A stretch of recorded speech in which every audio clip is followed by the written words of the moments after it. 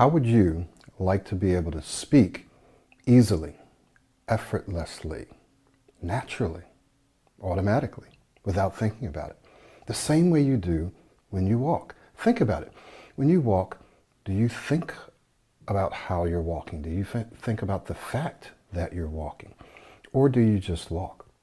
If you want to go to that room, or you want to go to the bathroom, you want to walk down the street, you just get up and do it. You don't really think about the mechanics. My name is Michael Williams, and today we're going to be continuing our series on how you can speak like you walk. Speak the way that you walk, which means you don't have to think about the mechanics of speaking. Now, I know what you're saying. You're saying, well, Michael, don't you teach us that we have to focus on certain skills, that we have to focus on modeling and making sure that we're maintaining airflow? Don't you teach us that, right? And the answer is yes. And I'm going to be explaining to you why. Because to get to a place where you are speaking like you walk, that is speaking without thinking, speaking easily and effortlessly, you have to go through a process. The same way you did as a baby. The same way you did as a baby even when you learned to speak. But let's just talk about walking. So as a baby, you observed the people around you moving around, right, in an upright manner. And instinctively, as a part of our nature, we want to be able to do that. We have a drive to do that. And so you start watching other people and you have this desire to move the same way that they're moving. And so you start to move, you start to crawl a little bit, right? You start crawling faster. And then maybe you hold on to something, and as your legs get stronger and are able to support your weight, then you're able to get up and wobble and move around until finally you let go and you start moving a little faster, and maybe you stumble and fall. But you keep doing that. You keep repeating that because instinctively it's driving you towards being able to walk. So there's a few things that are happening with that walking scenario, as well as when you're learning to speak. There's a few things that's happening that babies are doing that we can learn from, and we'll talk about that in just a minute. But the point here is that you went through a process, and the process almost required you to fail sometimes, right? To fall, to stumble, but you kept doing it until you're able to walk, right? For those of us who can walk. In the same way, if you want to get to a place where you're speaking smoothly, you're articulating your thoughts clearly and confidently, then you do have to go through a process, right? A process where you are aware that you're speaking, you're aware of how you want to speak, right? And then you're aware of how you are speaking right then. So first you have to be aware that you're speaking. Hey, I'm speaking right now. This isn't the way I want to speak, but this is the way I want to speak. I want to speak smoothly. I want to do this. Okay, now how do I do that? Well, I need to do this. I need to breathe more. I need to extend my words more, or whatever. So whenever anyone wants to upgrade their skills, right? Whenever anyone wants to upgrade or a part of a skill, right? Athletes do this, musicians do this. If there's something that you want to improve, you have to bring it back into your awareness, that particular skill or that aspect or that part of the skill.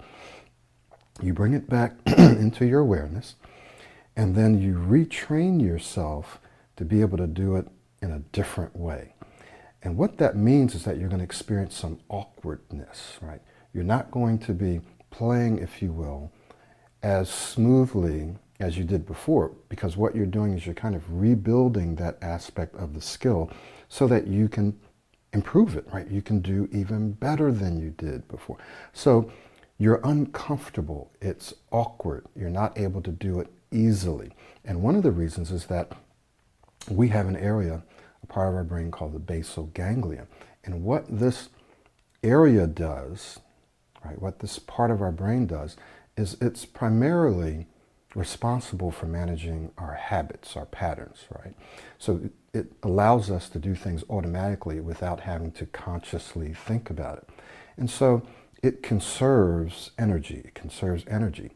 Now, when it's doing its job, you and I are doing things mechanically. We're doing things automatically that we're not really thinking about, like walking, like talking. The challenge is when you want to improve those things, if you want to improve the way you're moving your hands, or improve the way that you're walking, right? Or improve the way that you're speaking, you, using your prefrontal cortex, you have to then take back control of aspects of that skill, of that pattern, so that you can change them. You have to become aware that you are, for example, speaking. And then, how do I want to speak? Okay, now this is what I need to do. So when your brain's doing its job, things are automatic.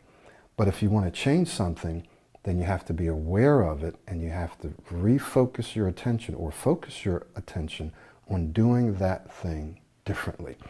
So when you ask the question, well, Michael, if we want to get to the place where we speak like we walk, meaning we don't think about it, but at the same time you're saying that we do have to think about it, then isn't that a contradiction? Well, no, because it's a phase. It's a phase that you go through. And once and as you're going through that phase, and you're speaking the way you want to speak, then it starts to become automatic. Then you start to do it without thinking. So I want to give you a principle or two, and I want to give you some specific strategies on how to get to the place where you can speak like you walk.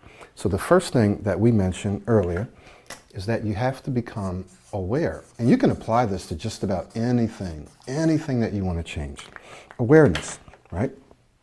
You have to become aware that you're speaking, how you're speaking, and then the way that you want to speak. Not necessarily in that order, but you do have to be aware, hey, I'm speaking. This isn't how I want to speak, but this is how I want to speak, and here's how I can do that. So you have to become aware, because if you're not aware, your basal ganglia will do its job, and you'll just keep repeating doing what you usually do. All right. The second thing that needs to happen is you need to remember this principle of repetition. Repetition. This is one of the major ways that our brains develop new patterns, right? Develop or learn new skills is through repetition. So think of the baby. The baby didn't just try to walk once or 10 times or 100 times, probably thousands, if not tens of thousands of times. The baby tried, attempted, failed, kept doing it until it improved, until it was able to do that.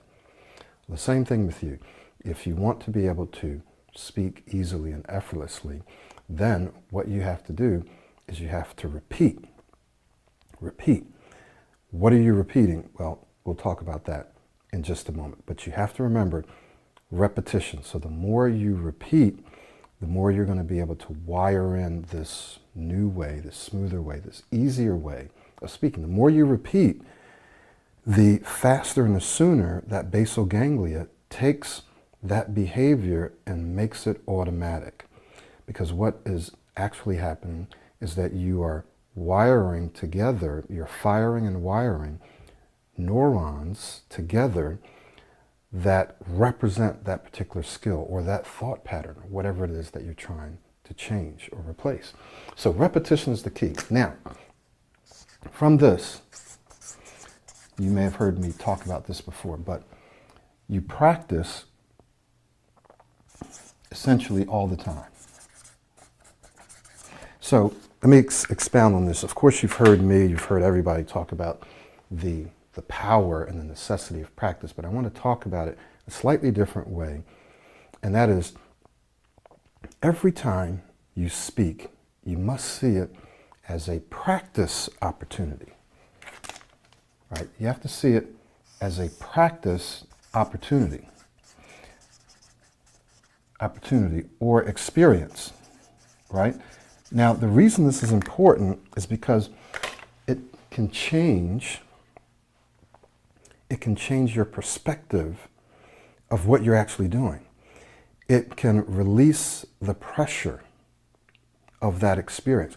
So if you see a conversation, if you see a meeting, if you see an interview, if you see a presentation, as another opportunity to practice, then you don't take it as seriously as you would if you're like, this is it. If I mess up on this one, my career's over. Or if I don't get this job, that's it. Like, then you put a lot of unnecessary pressure on yourself. But if you see everything as a practice opportunity, meaning you see it and you say, you know what, there will be another opportunity. Of course I want to do well. Of course I want to do my best. Of course this may be very important to me. Of course people may be checking me out and making sure and evaluating me, right? But when you see it as a practice opportunity, you also know that you're going to have other practice opportunities. And so you release the pressure, right? You release the pressure so you don't feel as anxious about it, right? You're not preoccupied with it. So practice seeing every opportunity, every experience, every time you speak, no pressure, low pressure, medium, high pressure, as practice. Whenever I go out, I try to take advantage of opportunities to speak Spanish. And sometimes it doesn't work as well. Sometimes I don't say all the things that I want. But even if I just say a little bit, at least I saw that as a practice opportunity and not like, uh-oh, if I mess up here, people are going to think this, people are going to think. And usually what happens is people kind of appreciate it. Like one of my barbers, she says, "Ah, tu hablas español muy bien, muy bien." Now I know that, half the time I can't understand what he's saying because he speaks super fast. But I'm starting to pick it up more and more and more and more because it's not like I do it every day. And I'm starting to get a little more comfortable. Of course, I speak slower than they do, but it's okay. Often they will appreciate that. So my point is, I try to see opportunities and I try to take advantage of them as practice opportunities, and the fact that I will have more and more of them, and so this is not a big deal. And even if it is a big deal, like a big presentation, you have to almost trick yourself into thinking, it's not a big deal. I'm going to prepare like hell. I'm going to do my best. But guess what? Another opportunity will come along. And you'll be more likely to knock it out of the park if you have that kind of attitude than if you increase the pressure on yourself. Oh my God, I have to do well or else. So release the pressure by practicing and seeing every single opportunity. So every time you open your mouth to speak, it's practice time. It's an opportunity to practice. Now here's the second one here. You practice without judgment. Now this is one that you may not have heard me talk about much. You practice without judgment. Remember I told you that we were going to talk about one of the qualities and characteristics that babies have when they're learning something, when they're learning to walk, when they're learning to talk and so on. And that is that they probably don't judge themselves very much, right? They keep falling and getting up and trying again until they master it. You and I have to adopt that same kind of attitude. So we have to learn to practice, that is, get out there and speak the way we want to speak. And Pro90d gives you a roadmap, right? It gives you a science-based roadmap on various things to do to smooth out your speech. So we have to get out and do that as often as possible, but do it without judgment. So I'm going to give you some self-talk affirmations that you can use that are extremely powerful. So number one, tell yourself and remember that it's okay to mess up. It's okay to have disfluencies. This is critical. It's okay to have disfluencies. It's okay to mess up.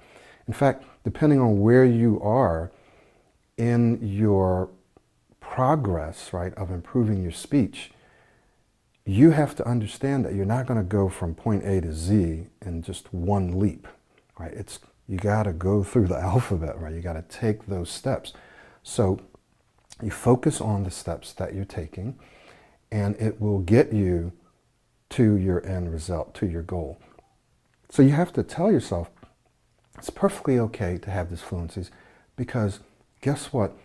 Everyone has disfluencies from time to time. There is no one who never has disfluencies, right? Everyone has disfluencies from time to time. There may be an experience, or there may be a time when someone's speaking and they're seemingly flawless, But there are other times where that person is not flawless.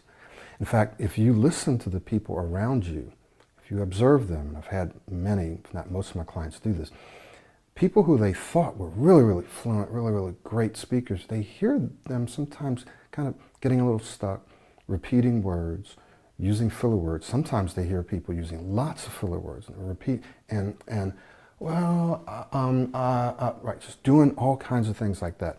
Now, someone says, well, Mike, that's not the same as just not being able to get air out and blocking and stuttering and so forth. Well, it's not the same in most cases. However, there are times where a person who is not a severe stutterer, or they're not someone that stutters all the time, let's call it chronic, where they're under pressure and they literally do starts like they can't get it out. Now, if they were to think about that and they were to define themselves as, ooh, I'm a stutterer now, I'm going to be getting stuck whenever I'm in this kind of speaking situation, then they would actually begin to do that, right? They would start seeing themselves as a person who stutters in this situation when they're meeting new people, when they're giving a presentation, when they're doing an interview. And that would define them. And because of that, they would actually start to stutter then, right?